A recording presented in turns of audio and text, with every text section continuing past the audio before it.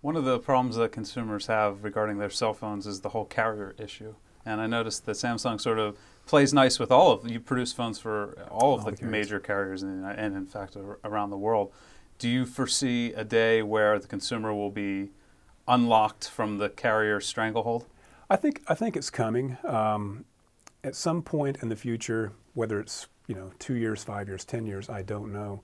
The carriers will be more open to the consumers directly purchasing the phones. It's that way in other countries today.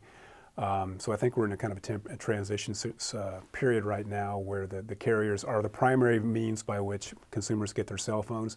When that changes, we have two different cellular technologies in the United States, CDMA and GSM. The phones aren't compatible across that, obviously. LTE, which is coming down the pike, LTE is the joke in the industry is long-term employment, but it's a long-term evolution of 3G networks. When that happens, those two can sort of merge, but that's probably 5 years out. And at that point, you should be able to buy a phone that works on any of the networks in the United States, and then maybe at that point, we'll see more direct-to-consumer. So it's funny that you predict that cell phones will eventually be sold direct to consumer, and at the same time, there's a trend that netbooks are being sold the way cell phones are right now because of their connectivity. Yeah, so we can buy cell phones today direct, right? You can go to Best Buy and buy a Samsung phone and have it on Verizon or whatever carrier. I don't think the carrier sales go away. I think they will channelize more, just like they're bringing into channel today netbooks and selling them as part of their 3G and eventually 4G offering. So those two will kind of marry up. Right.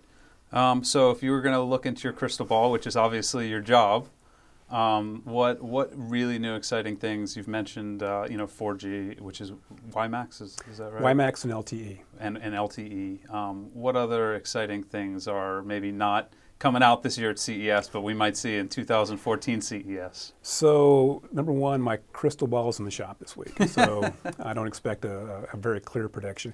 I think number one, you're going to see devices, multiple devices for the user that are connected to the network. Whether that's Wi-Fi, 3G coverage, 4G, which is LTE, or WiMAX, remains to be seen. But I think you'll see, I'm not a big believer personally in converged devices. I'm a believer in converged technology.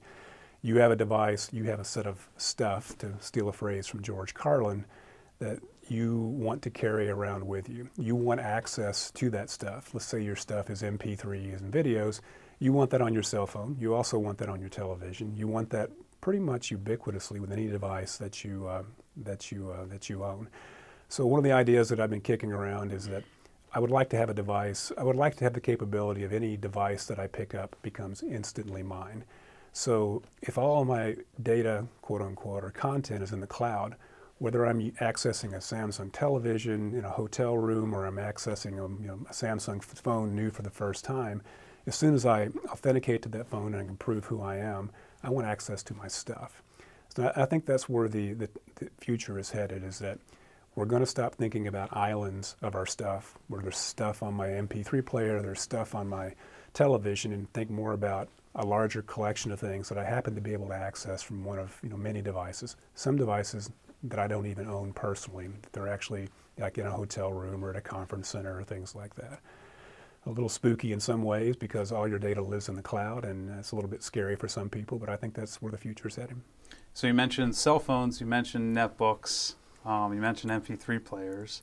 Can you talk a little bit about the tablet or potentially the upcoming announcement of Apple's tablet? Don't know anything about Apple's tablet at all, other than what you guys read also. I think the tablet will be yet another device, another access point to your stuff. I don't think it'll replace the phone. I don't really think it's going to replace any of the netbooks or notebooks. It will probably be primarily a device that I think you'll see people buy more than one device. I think you'll see carriers and other people bundling. So you get a cell phone today you can get a cell phone and a netbook together for a certain price, fixed price per month. I think the same thing will happen with tablets. That will become yet another access point that has a little bit larger form factor, a little bit different interaction usage than a cell phone, and probably quite a lot. It's not going to be pocketable, obviously, so you can't be carrying it with you, through the mall and things like that. but it'll be somewhere in the in-between space between a cell phone and a netbook. And some people will adopt that, some won't. So, last question: what do people, when they think about mobile, what do they not think about that you sort of feel is important?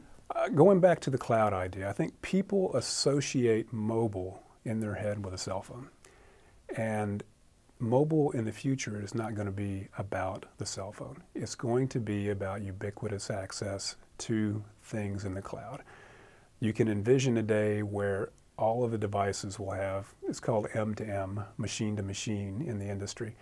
They all have a radio and they talk, quote unquote, to each other. Now, I'm not predicting Skynet here or anything like that, but I think the usages that you see when machines start talking to each other, they know that a Samsung phone knows, for example, that there's a Samsung camera in the house and a Samsung television, that we as a company will be able to link those things together. I don't know if you've ever tried to set up DLNA, for example. Very difficult. But if those machines can talk to each other and exchange that information, whether it's necessarily mobile in terms of goes outside of your house or not, who knows? But mobile in terms of ubiquitous access and the same airwaves being used to access that medium is probably coming soon. So mobile will not be just about cell phone. It's the number one thing. So just to follow up to that point, if services and cloud-based infrastructure is becoming so important, does that make the devices that stuff is accessed on a less important? Or do you see Samsung somehow making a move in the future to more of a service? So we already have a services business, the MSC, Mobile Services Center, and it has Samsung Mobile Innovator, I think is the name of the website. So we already have that in place today. Does it make the devices less or more commoditized? I really don't think so. I mean, today, you really don't think about a television, quote unquote, as a commodity, right? Even though they're all relatively the same, there are still distinctions in terms of display technology, for mobiles, battery life, design, form, and function. For the traditional mobile market, the handset market, industrial design and just the emotional attachment that people have with cell phones is going to be important regardless of whether it's made by company A or company B. They like something about that device. So I think that staves off the difference between analogies have been drawn between commoditization in the PC market to commoditization in the handset market. I don't see it. The handsets are much more personal. You tend to turn those over every 12 to 18 months. You tend to buy a PC as an appliance. It's much less personal. You tend to buy on price rather than how pretty the thing looks. So it's quite a bit different market, and I don't think the commoditization will be nearly as drastic in the mobile handset market. Well, thank you very much. It's been a very interesting interview, and thank you for coming to Tech and Talk. All right, thank you.